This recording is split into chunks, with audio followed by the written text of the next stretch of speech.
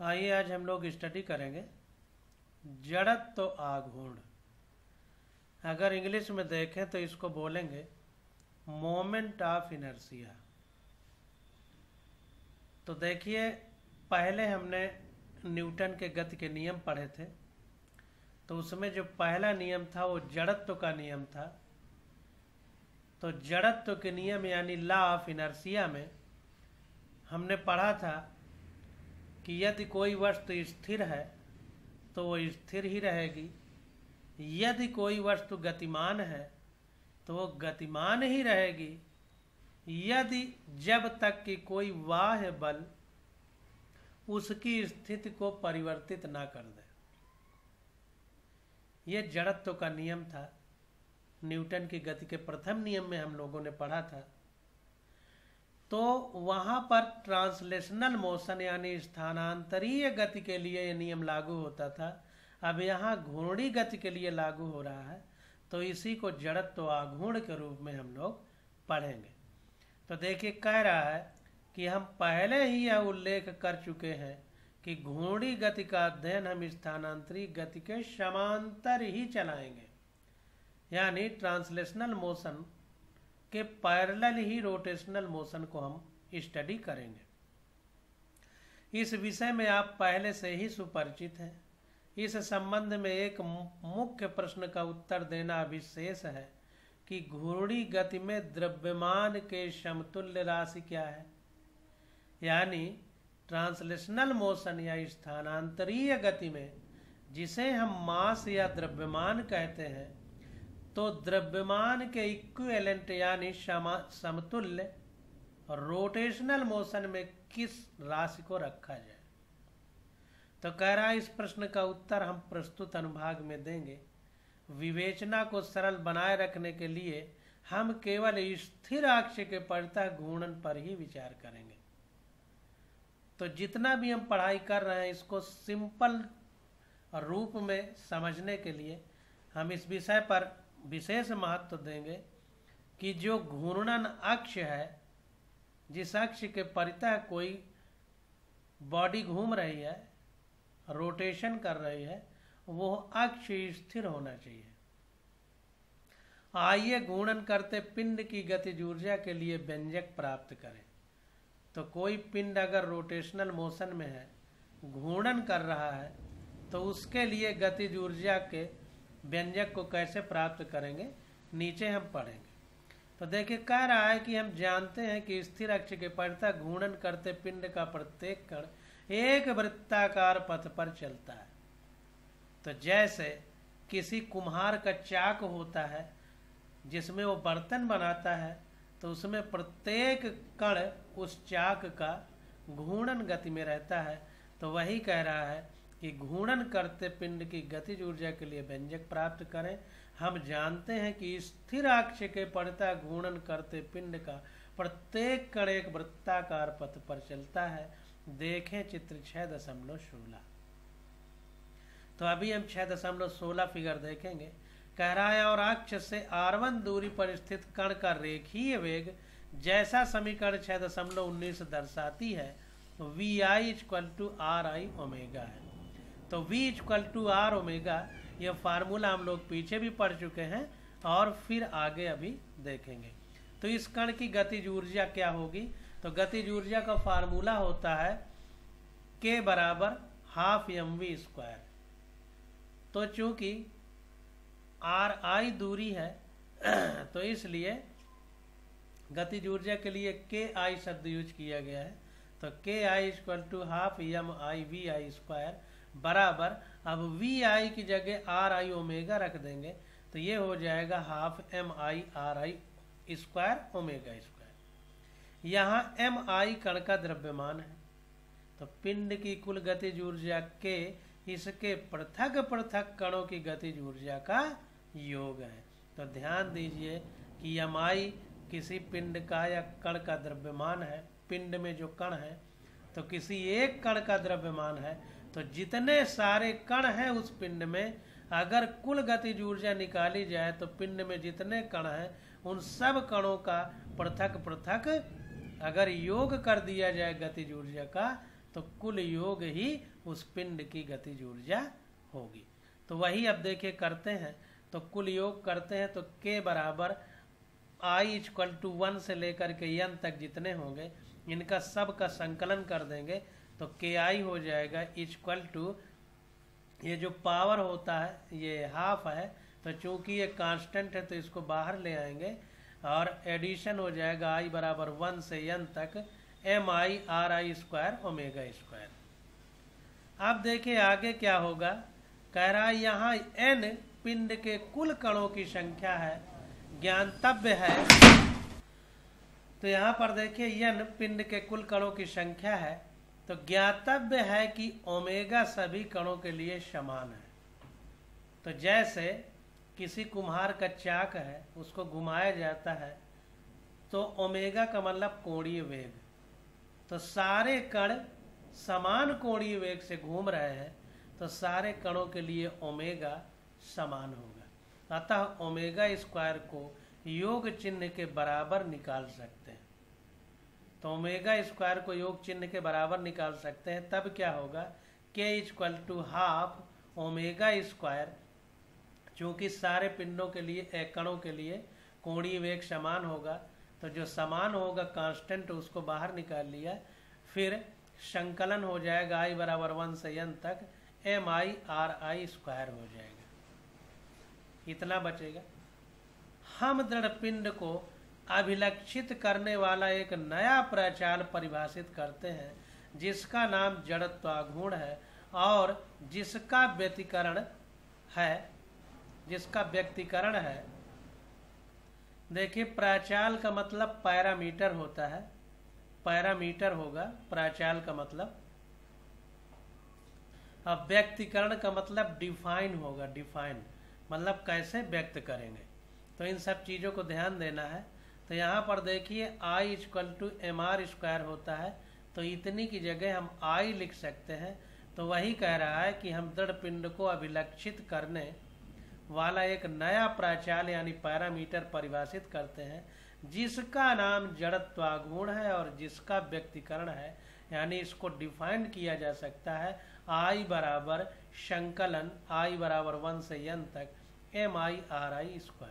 तो इस परिभाषा के साथ k बराबर हो जाएगा हाफ ओमेगा स्क्वायर है ही, इसकी जगह I रख देंगे तो k बराबर हाफ I ओमेगा स्क्वायर हमारा फार्मूला आ जाएगा। तो ये नया फार्मूला हमारे पास निकल करके आ गया है। अब इसमें कुछ चीज़ें ध्यान देना है, तो इनको समझें और ध्यान दें।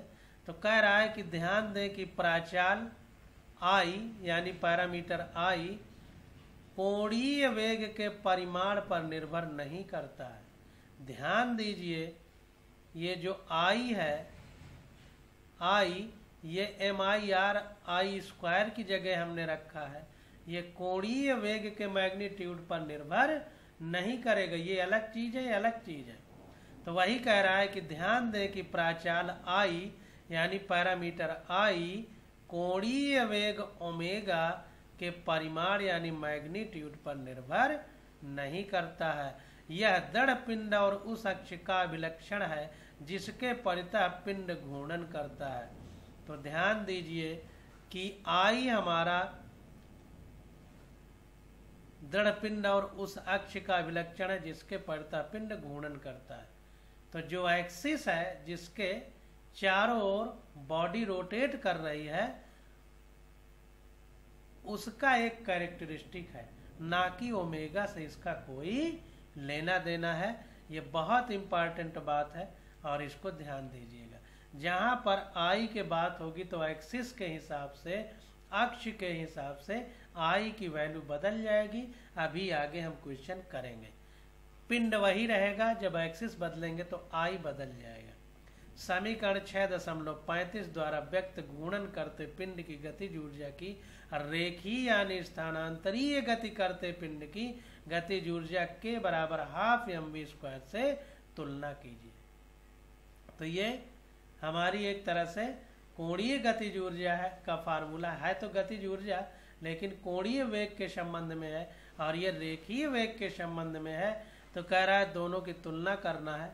तो कह रहा है यहाँ m पिंड का द्रव्यमान और v उसका वेग है। यहाँ पर m पिंड का द्रव्यमान और v उसका वेग है।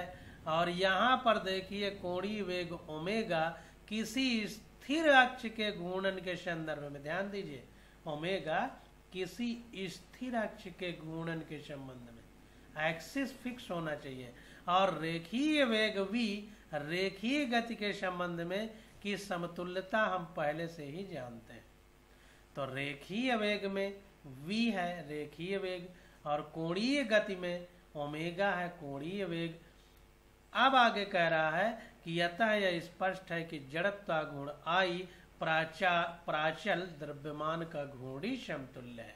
तो वेरी वेरी मोस्ट इम्पॉर्टेंट, रेखीय गति में जो काम द्रव्यमान करता है वही कोणीय वेग में जड़त्वाघूर्ण करता है। तो रेखीय वेग में जो द्रव्यमान है कोणीय वेग में वही जड़त्वाघूर्ण है। तो I m के इक्विवेलेंट है, समतुल्य है। ध्यान दीजिए स्थिर अक्ष के परितः, जब अक्ष स्थिर हो तभी हम लोग गणना करेंगे। कह रहा है स्थिर अक्ष के परितः घूर्णन में जड़त्वाघूर्ण वही भूमिका अदा करता है जो रेखीय गति में द्रव्यमान। तो ये भी अंडरलाइन कर लीजिए कि जब रोटेशन एक्सिस फिक्स होती है तो रोटेशनल मोशन में जो काम मोमेंट ऑफ इनर्शिया करता है, ट्रांसलेशनल मोशन में वही काम मास करता है। अब हम समीकरण 6.34 में दी गई परिभाषा का उपयोग दो सरल स्थितियों में जड़त्वाघूर्ण ज्ञात करने के लिए करेंगे। तो अब जो 6.34 हमारा फार्मूला निकल करके आया, ये वाला, ये इसका उपयोग हम लोग कहाँ करेंगे? कह रहा है कि अब हम समीकरण 6.34 में दी गई परिभाषा का उपयोग दो सरल स्थितियों में जड़त्वाघूर्ण ज्ञात करने के लिए करेंगे, यानी मोमेंट ऑफ इनर्शिया निकालने में उपयोग करेंगे। तो पहली स्थिति क्या है? दो सरल स्थितियों की बात हो रही। तो पहली स्थिति देखिए, कह रहा है कि त्रिज्या r और द्रव्यमान m के एक पतले वलय पर विचार कीजिए। पतले वलय मतलब रिंग, छल्ला। आप जब मेला देखने जाते होंगे तो एक खेल हम लोग खेला करते थे, उसमें क्या होता था, साबुन रख देता था, कभी कुछ रख देता था, 10 की नोट रख देता था, उसमें छल्ला फेंक करके उसको बंद करना रहता था। तो वही छल्ला है वलय, रिंग। या अंगूठी में, हाथ में पहनने वाला रिंग, ये भी छल्ला है, रिंग। तो वही कह रहा है कि त्रिज्या r और द्रव्यमान m के एक पतले वलय पर, पतला वलय होना चाहिए, बहुत पतला, विचार कीजिए, जो अपने तल में अपने केंद्र के परितः ओमेगा कोणीय वेग से घूम रहा है। तो ये छल्ला एक जगह फिक्स है और अपनी अक्ष के परितः घूम रहा है ओमेगा कोणीय वेग से। कह रहा है वलय का प्रत्येक द्रव्यमान घटक उसकी अक्ष के से r दूरी पर है। अब जाहिर सी बात है कि कोई छल्ला है तो छल्ला तो ऐसे होता है, मान लीजिए कोई केंद्र बिंदु है, तो ये द्रव्यमान जो है इसकी परिधि पर यहाँ से बराबर दूरी पर सब जगह है और ये ऐसे ऐसे घूम रहा है ओमेगा कोणीय वेग से। तो इसको देखते हैं। कह रहा है वलय का प्रत्येक घटक उसकी अक्ष से r दूरी पर है और v = r ओमेगा चाल से चलता है, इसलिए इसकी गतिज ऊर्जा। तो ध्यान दीजिए, अब ध्यान दीजिए, ये जो फार्मूला लगाया गया रेखीय वेग के लिए है, v बराबर रेखीय वेग या स्थानांतरण गति के लिए है, तो v बराबर r ओमेगा हम रखेंगे। तो देखिए गतिज ऊर्जा का फार्मूला क्या हो जाएगा, k बराबर ½ mv², v की जगह r ओमेगा रखेंगे तो आ जाएगा ½ mr² ओमेगा स्क्वायर। तो समीकरण 6.35 से तुलना करने पर हम पाते हैं कि वलय के लिए I बराबर mr²। तो रिंग के लिए जड़त्वाघूर्ण यानी मोमेंट ऑफ इनर्शिया I बराबर mr² होता है। तो ये mr² की जगह हम I लिख सकते हैं। तो अगर हम I लिख देंगे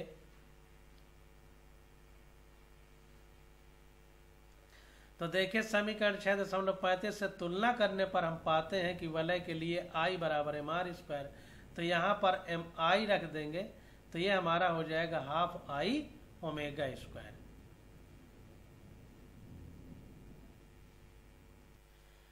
तो अब देखिए आगे देखते हैं, ये फिगर बनाया गया है। तो यहाँ पर देखिए कह रहा है द्रव्यमान के एक जोड़े से युक्त m/2 द्रव्यमान होना चाहिए। m/2 द्रव्यमान के एक जोड़े से युक्त I लंबाई की छड़ जो निकाय के द्रव्यमान केंद्र से गुजरने वाली इसकी लंबाई के लंबवत अक्ष के पर तक घूम रही है, तो निकाय का कुल द्रव्यमान m है। तो ध्यान दीजिए, ये कोई छड़ है, तो ये केंद्र बिंदु है, बराबर मोटाई की है, तो जाहिर सी बात है ये मध्य बिंदु होगा, तो आधा द्रव्यमान इधर होगा, आधा इधर होगा, तो इसलिए m/2 इधर लिखा है, m/2 इधर लिखा है। और ये ऐसे ऐसे घूम रही है, ये अक्ष है, तो इस अक्ष पे ऐसे ऐसे घूम रही है, तो जाहिर सी बात है ये m/2 द्रव्यमान है, m/2 द्रव्यमान है। तो ये केंद्र बिंदु है, तो यहाँ से अगर पूरी लंबाई l है तो l/2 इतना होगा और l/2 इतना होगा। तो अब इसको समझते हैं और समझ के पढ़ने का प्रयास करते हैं। तो कह रहा है अब हम I लंबाई की दृढ़ नगण्य द्रव्यमान की छड़ के सिरों पर लगे दो द्रव्यमानों से बने एक निकाय पर विचार करेंगे। तो ध्यान दीजिए कि ये छड़ जो है, छड़ का कोई द्रव्यमान नहीं है जो m/2 है। यहाँ पर m/2 द्रव्यमान के दो पिंड रखे गए हैं, इस छड़ का कोई द्रव्यमान नहीं है जैसा बता रहा है। तो अब देखते हैं, तो कह रहा है अब हम L लंबाई की दृढ़ नगण्य द्रव्यमान की छड़ के सिरों पर लगे दो द्रव्यमानों से बने एक निकाय पर विचार करेंगे। निकाय यानी सिस्टम। यह निकाय इसके द्रव्यमान केंद्र से गुजरती छड़ के लंबवत अक्ष के परितः घूम रहा है, जैसा चित्र 6.28 में हमने अभी देखा। तो प्रत्येक द्रव्यमान m/2 अक्ष से l/2 दूरी पर है, इसलिए इन द्रव्यमानों का जड़त्वाघूर्ण होगा। तो जड़त्वाघूर्ण I बराबर mr² होता है। तो जब I बराबर mr² लिखेंगे तो एक एक के लिए अगर हम करेंगे तो I बराबर mr² होता है। तो m एक के लिए m/2 है, और जो लंबाई r है, r मतलब रेडियस या लंबाई, तो वो l/2 है, तो l/2 का स्क्वायर हो गया एक पिंड के लिए, प्लस दूसरे पिंड के लिए भी m/2 है और l/2 का स्क्वायर हो गया। अतः द्रव्यमानों के इस जोड़े का द्रव्यमान केंद्र से गुजरती छड़ के लंबवत अक्ष के परितः जड़त्वाघूर्ण I बराबर ml²/4 हो जाएगा। तो अगर इस तरह से कोई छड़ घूम रही है जैसा चित्र में दिखाया गया है ये वाली, और यहाँ पर m/2 पिंड रखे गए हैं, और ये दूरी केंद्र बिंदु से जहाँ रोटेशनल एक्सिस है, घूर्णी अक्ष है, उससे l/2 दूरी है। तो अगर टोटल मोमेंट ऑफ इनर्शिया निकाला जाए तो ml²/4 आएगा। तो सारणी 6.1 में कुछ सुपरिचित नियमित आकार के पिंडों के विशिष्ट अक्षों के परितः जड़त्वाघूर्ण केवल दिए गए हैं, मतलब इनको हम लोग कैलकुलेट नहीं करेंगे, डायरेक्ट दे दिए गए हैं। तो इन सूत्रों के व्युत्पन्न इस पाठ्यक्रम के क्षेत्र से बाहर है, आगे आप इसके विषय में उच्च कक्षाओं में पढ़ेंगे। तो ये जो नीचे दिए गए हैं यहाँ पर ये, तो इनका कैसे ये आया है ये हमसे नहीं पूछा जाएगा, क्योंकि ये हमारी NCERT में नहीं दिया गया है। वो खुद ही कह रहा है कि ये कैसे कैलकुलेट करके निकाले गए, डिराइव किए गए, यह पाठ्य पुस्तक के क्षेत्र से बाहर। तो कैसे निकल रहा है इस चीज की स्टडी आपको नहीं करना है। कह रहा है क्योंकि किसी पिंड का द्रव्यमान उसकी रेखीय गत्यावस्था में परिवर्तन का प्रतिरोध करता है। तो किसी पिंड का जो द्रव्यमान होता है उसकी ट्रांसलेशनल मोशन के में जो चेंज होता है उसका प्रतिरोध करता है, वह उसकी रेखीय गति के जड़त्व का माप है। तो जो रेखीय गति है, तो I बराबर चूंकि mr² होता है, तो m द्रव्यमान है, तो ये पिंड का द्रव्यमान उसकी रेखीय गति में जड़त्व का यानी इनर्शिया का माप है।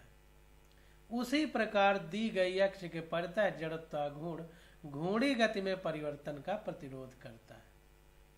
तो उसी प्रकार दी गई अक्ष के परितः जड़त्वाघूर्ण घूर्णी गति में परिवर्तन का प्रतिरोध करता है। तो ध्यान दीजिए कि रेखीय गति में जिस प्रकार द्रव्यमान से तुलना की जाती है, उसी प्रकार दी गई अक्ष के परितः जड़त्वाघूर्ण घूर्णी गति में परिवर्तन का प्रतिरोध करता है। तो जैसे पीछे बताया गया था कि ट्रांसलेशनल मोशन यानी स्थानांतरण गति में जो काम द्रव्यमान करता है, घूर्णन गति में वही काम जड़त्वाघूर्ण आई करता है। तो वही बात फिर से कह रहा है। अतः इसको पिंड के घूर्णी जड़त्व का माप माना जा सकता है। तो इस माप से यह बोध होता है कि किसी पिंड में पिंड के विभिन्न कण घूर्णी अक्ष के आपेक्ष किस प्रकार अवस्थित है। द्रव्यमान की तरह जड़त्वाघूर्ण एक नियत राशि नहीं होती, बल्कि इसका मान पिंड के सापेक्ष उसकी अक्ष की स्थिति और दिग विन्यास के ऊपर निर्भर करता है। Very very most important. हमने मास पढ़ा, तो मास में क्या होता है कि वो हमेशा कांस्टेंट रहता है, लेकिन जो जड़त्वाघूर्ण है ये अक्ष को अगर बदल दिया जाए, ओरिएंटेशन यानी दिग्विन्यास को बदल दिया जाए, तो जड़त्वाघूर्ण बदल जाता है। इस बात को ध्यान देना है, ये बहुत इंपॉर्टेंट बात है। तो द्रव्यमान कांस्टेंट रहता है, जबकि जड़त्वाघूर्ण यानी moment of inertia axis of rotation या ओरिएंटेशन के बदलने पर बदल जाता है। दृढ़ पिंड का द्रव्यमान किसी घूर्णन अक्ष के सापेक्ष घूर्णन करते दृढ़ पिंड का द्रव्यमान किस प्रकार वितरित है, इसके एक माप के रूप में हम एक नया प्राचाल यानी पैरामीटर परिभाषित करते हैं, जिसे परिभ्रमण त्रिज्या कहते हैं। परिभ्रमण त्रिज्या कहते हैं। अंग्रेजी में इसको रेडियस ऑफ गायरेशन बोलेंगे। Very important, radius of gyration, जिसको हिंदी में परिभ्रमण त्रिज्या कहेंगे, यानी जिस त्रिज्या के सापेक्ष कोई द्रव्यमान भ्रमण कर रहा है। तो यह पिंड के जड़त्वाघूर्ण और कुल द्रव्यमान से संबंधित है। तो चूंकि द्रव्यमान नहीं बदलता, एक्सिस ऑफ रोटेशन के बदल जाने या अभिविन्यास, दिग्विन्यास या ओरिएंटेशन जो भी कहे, उसके बदल जाने से जो हमारा जड़त्वाघूर्ण है, मोमेंट ऑफ इनर्शिया, वो बदल जाता है। तो इसलिए एक ऐसी और नई परिभाषा या प्राचाल या पैरामीटर हम निकाल के लाए, जिसको परिभ्रमण त्रिज्या या रेडियस ऑफ गायरेशन कहते हैं। इसमें जड़त्वाघूर्ण और कुल द्रव्यमान दोनों के बीच में संबंध की स्थापना हम लोग कर पाएंगे। तो देखिए कह रहा है कि 6.1 से हम देख सकते हैं कि सभी पिंडों के लिए I बराबर mk², जहाँ k की विमा वही है जो लंबाई की है। मध्य बिंदु से गुजरती छड़ के लंबवत अक्ष के लिए k² बराबर L²/12, अर्थात k बराबर L/√12 है। इसी प्रकार वृत्ताकार चकती के उसके व्यास के परितः जड़त्वाघूर्ण के लिए k बराबर R/2 है। k पिंड और घूर्णन अक्ष का एक ज्यामितीय गुण है। तो जो k है ये पिंड और जो घूर्णन अक्ष है यानी रोटेशनल एक्सिस है, उसका एक जियोमेट्रिकल कैरेक्टर है। इसे परिभ्रमण त्रिज्या कहा जाता है, जैसा हम ऊपर पढ़ चुके हैं। किसी अक्ष के परितः किसी पिंड की परिभ्रमण त्रिज्या अक्ष से एक ऐसे कण की दूरी है जिसका द्रव्यमान संपूर्ण पिंड के द्रव्यमान के बराबर है। तो ये बहुत इंपॉर्टेंट है, इसको अंडरलाइन कर लीजिए। तो देखिए कह रहा है कि किसी अक्ष के परितः किसी पिंड की परिभ्रमण त्रिज्या अक्ष से एक ऐसे कण की दूरी है जिसका द्रव्यमान संपूर्ण पिंड के द्रव्यमान के बराबर है। तो फिर से समझिए कि किसी अक्ष के परितः यानी किसी एक्सिस के सापेक्ष किसी पिंड की परिभ्रमण त्रिज्या यानी रेडियस ऑफ गायरेशन अक्ष से एक ऐसे कण की दूरी है जिसका द्रव्यमान संपूर्ण पिंड के द्रव्यमान के बराबर है। तो एक ऐसा पॉइंट लिया जाएगा जहां पर उस पिंड का सारा द्रव्यमान केंद्रित हो, तो एक्सिस ऑफ रोटेशन से उस पॉइंट जहां पर पूरा द्रव्यमान पिंड का केंद्रित है, तो एक्सिस ऑफ रोटेशन से बीच की दूरी हमारी रेडियस ऑफ गायरेशन या परिभ्रमण त्रिज्या कहलाएगी। फलतः जिसका जड़त्वाघूर्ण दी गई अक्ष के परितः पिंड के वास्तविक जड़त्वाघूर्ण के बराबर है। तो इसका परिणाम यह होगा कि जड़त्वाघूर्ण किसी दी गई अक्ष के परितः पिंड के वास्तविक जड़त्वाघूर्ण के बराबर है। आई बराबर एम आर स्क्वायर होता है जब एम मतलब कुल द्रव्यमान उस पिंड पॉइंट पर केंद्रित हो जाएगा, तो आई बराबर एम के स्क्वायर हो जाएगा, यानी जो आर है त्रिज्या है वही हमारी परिभ्रमण त्रिज्या या के हो जाएगी। तो इस बात को अच्छे से समझ लेना।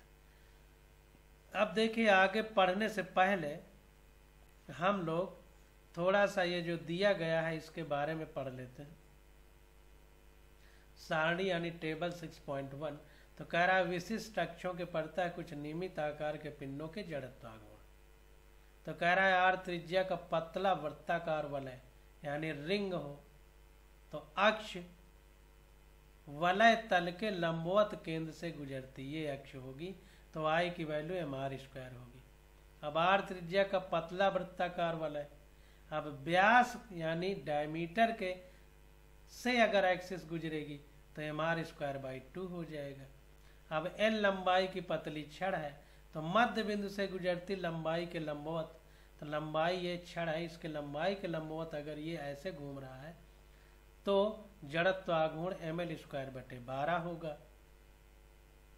अब देखिए आर त्रिज्या की वृत्ताकार चकती डिस्क है, ये डिस्क जैसे प्लेट जिसमें खाना खाते हैं, तो केंद्र से गुजरती चल के लंबवत, अभी केंद्र से गुजरती कोई एक्सिस है, अक्ष यहाँ पर है, ऐसे ऐसे घूम रहा है, तो आई बराबर एम आर स्क्वायर बटे 2 हो जाएगा। अब आर त्रिज्या की वृत्ताकार चकती, अब व्यास यानी डायमीटर से कोई अक्ष गुजर रही है तो एम आर स्क्वायर बाई 4 हो जाएगा। अब आर त्रिज्या का खोखला बेलन, तो बेलन की अक्ष इस तरह है, तो इसके सापेक्ष अगर आई की वैल्यू निकाले तो एम आर स्क्वायर होगा। अब आर त्रिज्या का ये खोखला बेलन था, ये ठोस बेलन, ये हालो सिलेंडर है, ये सॉलिड सिलेंडर है, तो इसके लिए एम आर स्क्वायर बाई 2 हो जाएगा। ये देखिए सीधा आपको याद करना है, डिराइव नहीं करना है, क्योंकि एनसीईआरटी में साफ लिख दिया है कि इसका डेरिवेशन आप लोग अगली कक्षाओं में पढ़ेंगे। तो आर त्रिज्या का ठोस गोला, तो व्यास के सापेक्ष अगर एक्सिस जाएगी तो आई की value 2 M R square by 5 होगी। तो इस प्रकार से ये चीज़ें हम लोगों ने पढ़ी। अब आगे देखते हैं और इसको समझने का प्रयास करते हैं। तो कह रहा है कि अतः किसी दृढ़ पिंड का जड़त्वाघूर्ण उसके द्रव्यमान, उसके आकार एवं आकृति, घूर्णन अक्ष के परितः इसके द्रव्यमान के वितरण और इस अक्ष की स्थिति एवं दिक् विन्यास पर निर्भर करता है। तो देखिए इतने एग्जाम्पल हमने पढ़े, एक्सिस बदल जा रही है तो आई की वैल्यू बदल जा रही है। तो ध्यान दीजिए कि जड़त्वाघूर्ण आई किस किस पर निर्भर करता है, द्रव्यमान पर, आकार पर यानी शेप, आकृति पर यानी साइज पर, आकार मतलब साइज, आकृति मतलब शेप, घूर्णन अक्ष के परितः इसके द्रव्यमान के वितरण, distribution of mass according to rotational axis, और अक्ष की स्थिति यानी व्यास के परितः है या त्रिज्या के परितः है कैसे है उस पर, और दिक् विन्यास यानी ओरिएंटेशन क्या है एक्सिस का, एक्स वाई जेड एक्सिस, इस पर निर्भर करता है। तो समीकरण 6.34 में दी गई परिभाषा के आधार पर हम तुरंत इस निष्कर्ष पर पहुंच सकते हैं कि जड़त्वाघूर्ण का विमीय सूत्र एम एल स्क्वायर एवं इसके एसआई मात्रक किलोग्राम मीटर स्क्वायर है।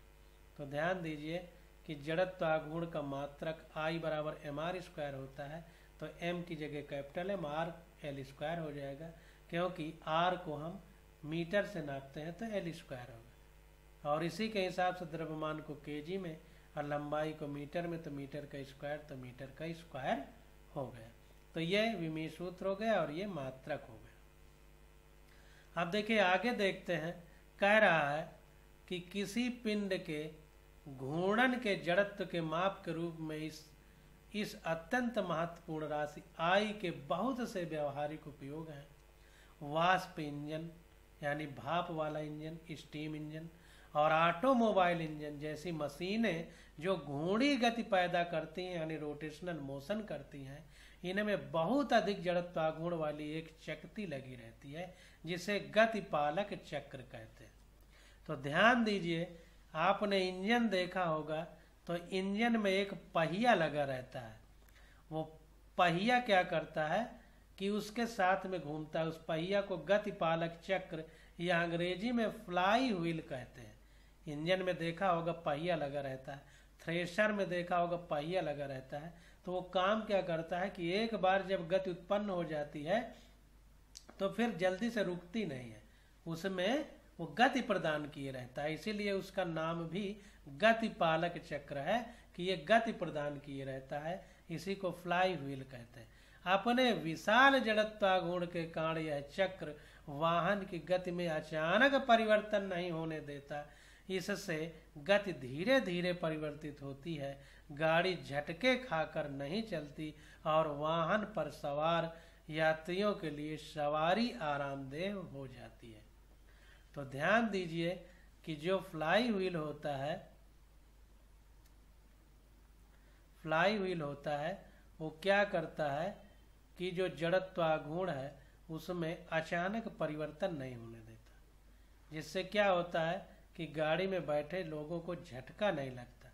अगर फ्लाई व्हील न लगाया जाए तो गाड़ी अचानक रुक जाएगी और झटका लगेगा, इसलिए फ्लाई व्हील लगाया जाता है। इसी प्रकार इंजन में भी लगाया जाता है कि अगर वो नहीं लगाया जाएगा तो इंजन अचानक रुक जाएगा, तो मशीन जिससे इंजन को चलाया जा रहा है वो भी अचानक रुक जाएगी और अचानक रुकने से पटा या बेल्ट टूट सकती है या नुकसान हो सकता है, इसलिए ऐसा किया जाता है। अब आगे आ जाता है अचल अक्ष के पड़ता है शुद्ध घूर्णी गति।